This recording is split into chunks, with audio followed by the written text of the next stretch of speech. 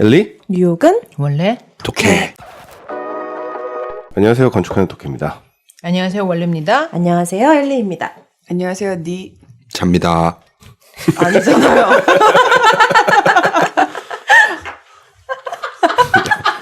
뉴욕에 있는 이런 특징을 가지고 있는 아파트들, 이런 집단 주거들이 네. 한국의 아파트들과 어떻게 다른지. 자, 이제 마지막일 것 같은데요. 마지막 엘리멘트일 것 같은데 침실의 사이즈.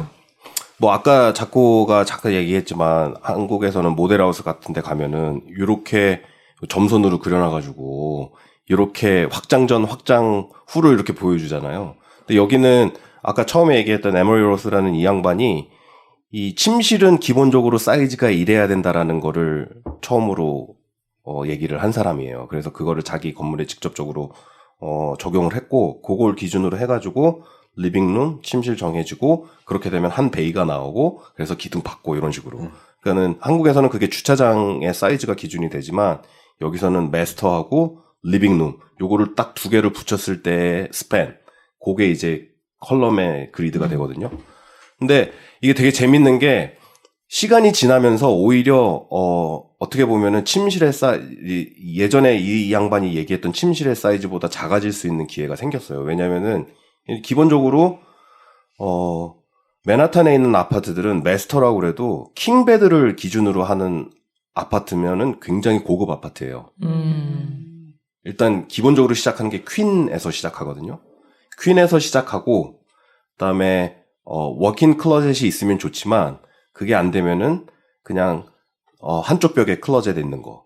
그래가지고 그게 깊이가 또 정해져 있어요. 보통 2핏을 기준으로 하거든요. 그래서 옷을 이렇게 걸었을 때 그게 걸리지 않게. 근데 이거보다 조금 더 럭셔리로 가면은 2풋 6. 그래서 남자 정장 코트를 걸어도 이게 걸리지 않을 정도로. 그렇게 해서 그거를 기준으로 잡고 그 앞에 지나갈 수 있는 조금의 걸어 다닐 수 있는 공간이 있고, 그러고 나서 침대가 시작을 해요. 그럼 침대까지 디멘션이 있잖아요. 그렇게 있고 그렇게 하는 방법이 있고, 아니면은 내 왼쪽에는 창문이 있고 오른쪽에 클로젯에 있고 내가 침대에 누웠을 때 마주 보는데 TV가 있다. 그렇게 보통 TV 옆에 그리고 들어오는 문이 있고 이렇게 하잖아요. 그러면은 그거를 계산하는 방법이 또 있죠. 클로젯이 있고 걸어가는 공간이 있고 침대가 있고 창가에 공간이 있고 그러면 폭이 나오잖아요. 요거 앞뒤로는 내 침대 머리부터 시작해가지고 발끝까지, 그리고 문에서 걸어 들어와가지고 옆으로 갈 수 있는 공간이 있고 앞에 TV가 있잖아요. 근데 TV를 예전에는 크레덴자라고 그러죠. 이렇게 미디어 캐비넷 같은 거 놓고 TV가 굉장히 깊었다고. 네. 근데 브라운관이니까. 요즘은 다 플랫. 플랫이잖아요. 그러니까 크레덴자가 점점 얇아져 요즘은. 심지어 그냥 벽에 붙이면 되는데요. 네. 아니면 아예 없는 그죠. 경우도 없죠. 생기고. 네. 예. 그리고 그냥 평면 TV를 걸어버리니까 그 공간이, 그래서 침실의 깊이가 예전보다는 사실 많이 얇아졌어요. 이 사람의 기준에 따르면. 그런데 어쨌든 그렇게 해가지고 폭이 정해지면은 그거랑 미니멈 같은 폭으로 리빙룸을 계산을 해요. 미니멈 같은 폭으로 계산을 하는데, 그거보다 조금 더 나가면은 거기에다 3핏을 더하지. 그렇게 해가지고 이제 베이를 정하게 되면은, 그렇게 침실과 리빙룸의 베이를 정하면 나머지 공간을 가지고 화장실이랑 뭐 주방이랑 이런 걸 해결을 하는 거예요. 뭐 그게 반대쪽으로 더 깊어져가지고 코리도어가 있고 침실이 하나 더 있다. 그러면은 거기에 적용하는 침대는 작은 침대가 되겠죠. 그런 식으로 해가지고 방의 사이즈를 계산을 하거든요. 그래서 보통 그 기준이 12피트예요. 12피트고 나머지는 거실은 똑같은 12피트. 그래서 베이가 24피트이거나 거기에 3피트를 더 줘가지고 거실 쪽에 27피터가 되거나 딱 그게 모듈이에요. 이게 중요한 게 뭐냐면은 예전에 제가 이제 맨하탄 블락에 대해서 얘기를 할 때 기본적으로 이 스트리트에서 봤을 때 미니멈으로 딱 일으켜지는 한 블락의 랏의 디멘션이 25피트라고 그랬잖아요. 12피트, 12피트, 벽 두께. 그럼 25피트가 딱 나와요. 아주 그냥 애누리 없이. 네. 그렇게 되는. 근데 거기에 여유가 생기면은 3피트를 더하거나 아니면은 그거보다 더 넓은 랏일 경우에는 그거를 미러를 해가지고 반대쪽에 또 다른 침실을 넣는다거나 이런 식으로 완전한 모듈화가 딱 돼 있는 거예요. 이 25피트와 이 마스터와 리빙룸의 디멘션이라는 게 그냥 어느 날 갑자기 툭 이렇게 생긴 게 아니고 이런 것들을 바탕으로 해가지고 랏들이 나눠지기 시작한 거예요. 예. 이 아파트를 여기 미국 아파트 집 밖에서 이렇게 보면은 이렇게 조금 큰 창문 하나 있고 조금 작은 창문 있고 그러면 이제 그게 리빙룸이고 그게 거실이고 그래서 그냥 원베드룸이면은 그거 기준으로 그냥 딱 돼 있고 투베드룸은 거기 하나 더 붙고 그냥 그렇게 딱 보면은 그냥 이렇게 밖에서 봐도 아 저 집의 구조가 어떻게 생겼겠구나 이렇게 딱 대충 그려지죠. 그려지죠. 그러니까는 미국의 아파트들도 맨하탄의 아파트들도 한국에 있는 아파트들처럼 어느 정도 정형화된 건 있어요. 정형화된 건 있는데 여기에 재밌는 건 뭐냐면은 한국은 딱 보면은 뭐 35평형 아파트 몇 동, 그다음에 저쪽은 뭐 27평형 아파트 몇 동, 그리고 더 저기 뒤에는 뭐 53평형 아파트, 뭐 48평형 아파트 한 동, 뭐 이런 식으로 돼 있잖아요. 그러면은 1층부터 20층까지 유닛이 다 똑같아. 그렇잖아요. 근데 여기는 안 그래요. 여기는 그렇지가 않고 작은 것부터 시작해가지고 위로 갈수록 유닛이 커져요. 그렇죠. 그런 형태의 아파트들이 굉장히 많거든요.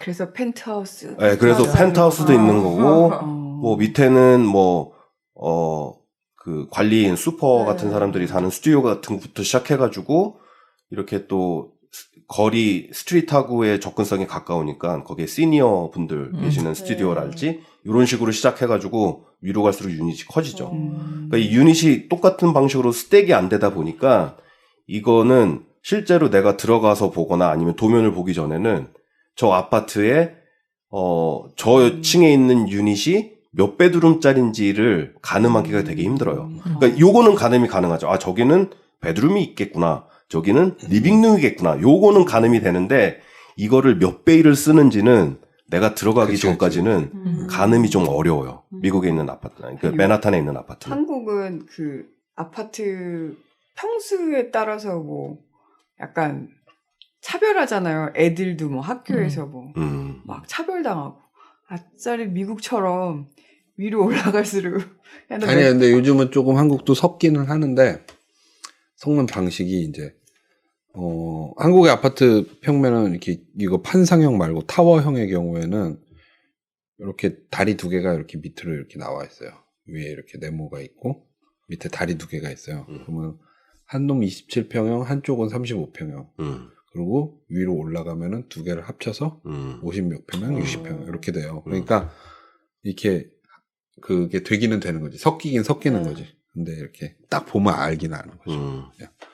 그렇구나. 그런 방식도 있구나. 옛날에는 내가 알던 아파트들은 그냥 이렇게 딱 그냥 맞아요. 근데 작은 평수는 거의 다 그렇게 해요. 그렇게 하죠. 근데 조금 커지기 시작하면 이제 좀 베리에이션이 있는 거죠. 그렇게 경우에 따라서는 위에 아래층을 트는 경우도 생기고. 근데 요즘 그런 그렇게 되게 많이 짓는 것 같아요. 약간 펜트하우스 형식으로 새로 짓는 아파트들 듀플렉스 약간 신도시 가면 꼭대기층은 약간 듀플렉스 형식으로 돼 있기도 하고 그렇더라고요. 그렇죠. 그런 굉장히 다양한 컨비네이션을 한 건물 안에서 볼 수 있다라는 똑같은 아파트 건물이어도 이렇게 맨하탄에 있는 아파트들은 좀 그런 특성이 있다라는 거. 그래서 한동안은 그 저층부의 그것들이 굉장히 유행을 한 적이 있었대요. 그 옛날에 그 컴팩트 리빙, 그런 말도 안 되는 뭐 300 스퀘어 핏 겨우 될까 말까 하는 그런 스튜디오가 유행하던 그 비슷한 시기에 그 저층부에 있는 스튜디오 형태의 것들이 프리미엄을 주고 사야 될 정도로. 왜냐면은 자식들이 돈을 많이 벌었어.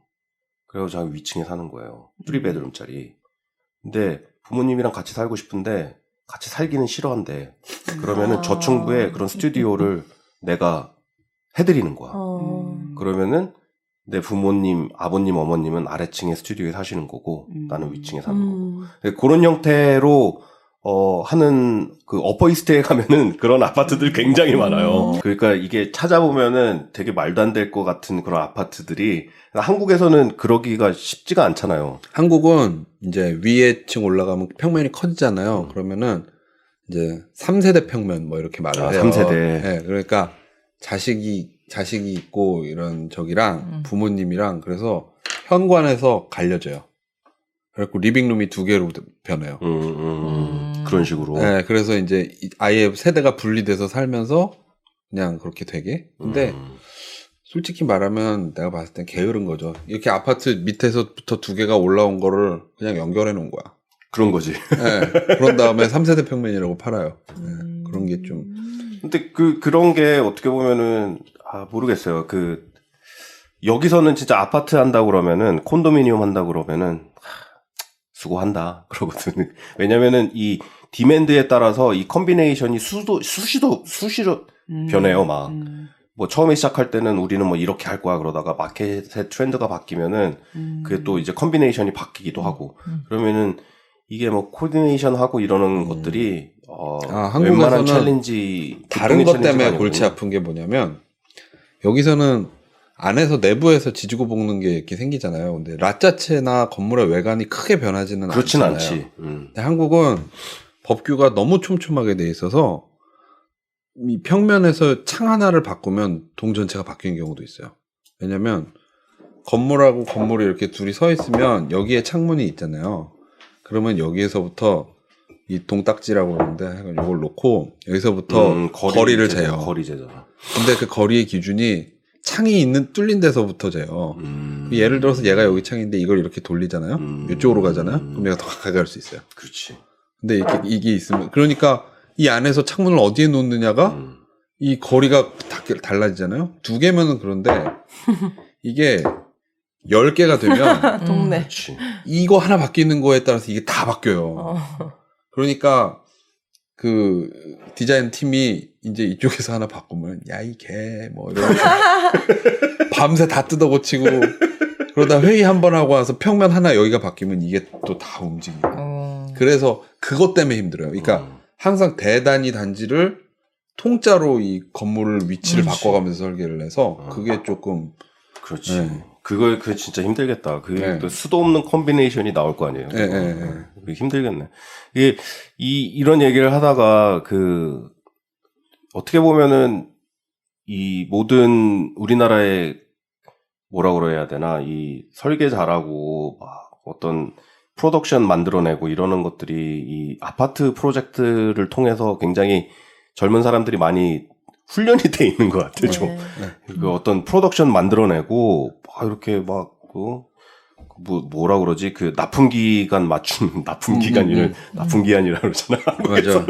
그렇게 해가지고 딱 이렇게 시공사에 넘겨주는 그런 것이 이렇게 어느 정도 시스템이 잡혀 있고 이렇게 훈련이 돼 있다 보니까 근데 그게 참 어떻게 보면 안타까운 게 나한테 항상 이 건축주가 되는 사람들이 어떤 직접적으로 투자를 하는 사람이거나 그런 사람이 아니고 이 시공사에 납품을 하는 거다 보니까 그게 좀 많이 아쉬워요. 그것 때문에 이게 어떤 디자인이나 어떤 디시전 이 결정들이 그런 거에 따라서 그러니까 자금에 따라서 왔다 갔다 한다는 게 그런 생각이 들 때가 있어요. 그러니까 여기에서 여기 이 집에 살 사람이 공동주택을 할 때 항상 공통적인 문제이긴 한데 이 사람이 5명인 가족이랑 3명인 가족이랑 10명인 가족이 뭐 예를 들어 있다 쳐.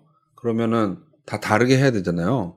아니면은 5명이 살 땐 이렇게 해야지. 이렇게 해야 되는데 예를 들자면 5 더하기 3 더하기 10을 한 다음에 나누기 3을 해가지고 그럼 몇이 되지? 4.5? 뭐 하여간 그렇게 되는 거를 가지고 평균을 가지고 설계를 하게 되잖아요.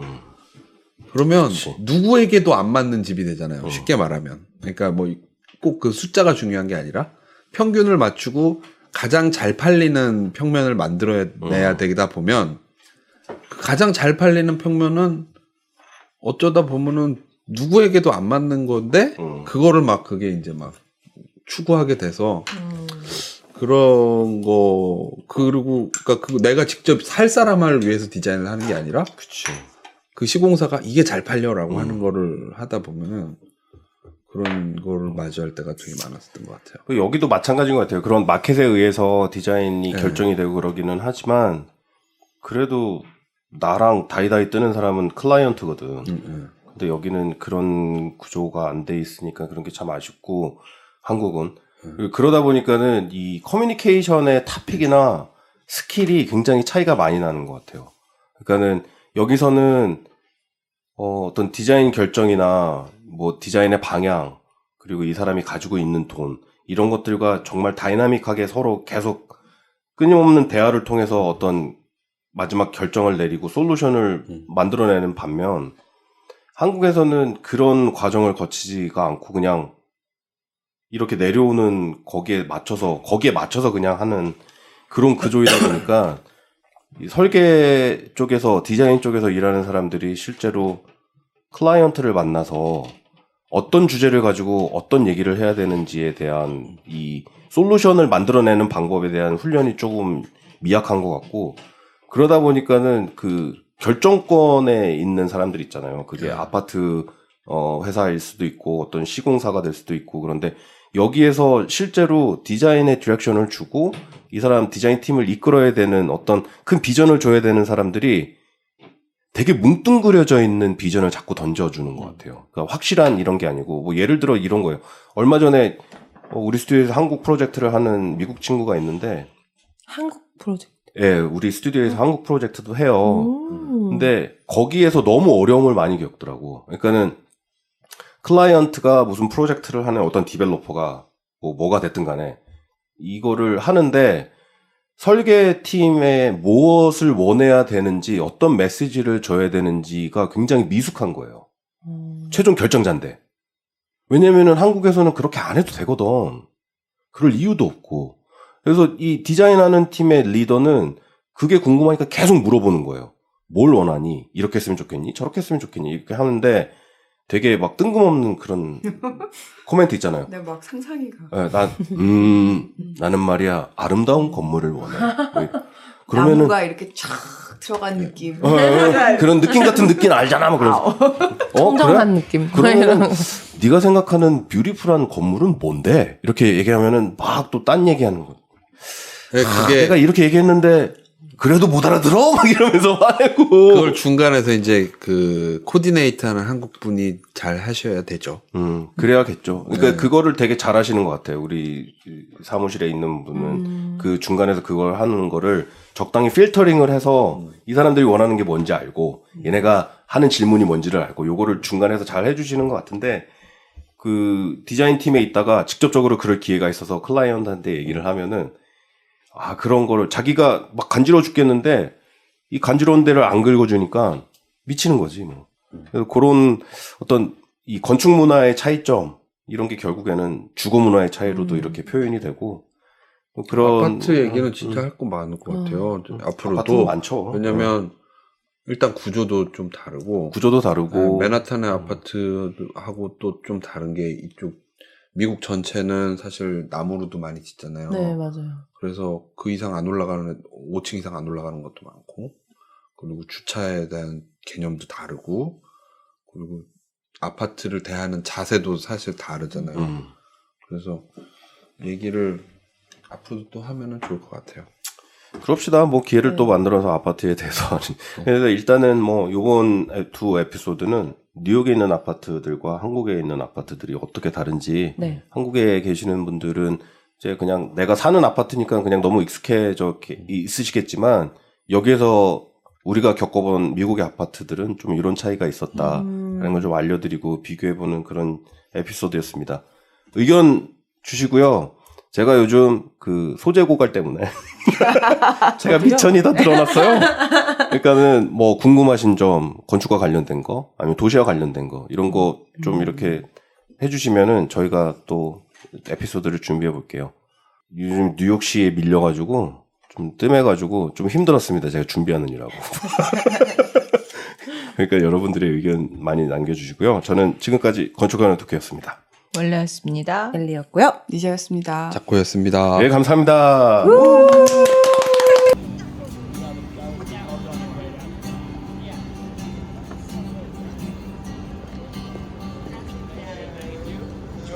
I can't wait for tomorrow. I get to relive this again. No, it's your news. It's your news.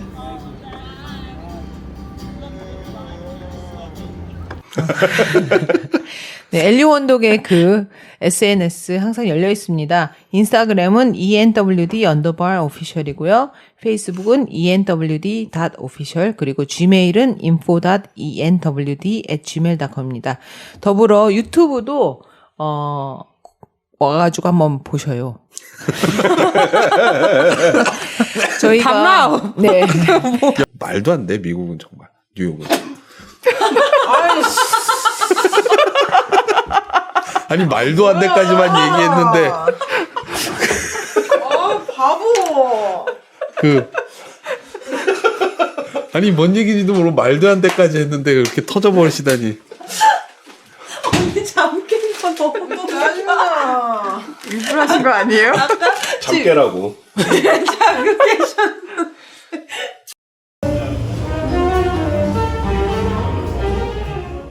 엘리? 뉴욕은 원래 독해. 작고님 절지3의 미래에 대해서 얘기 한번 하면 안 돼요?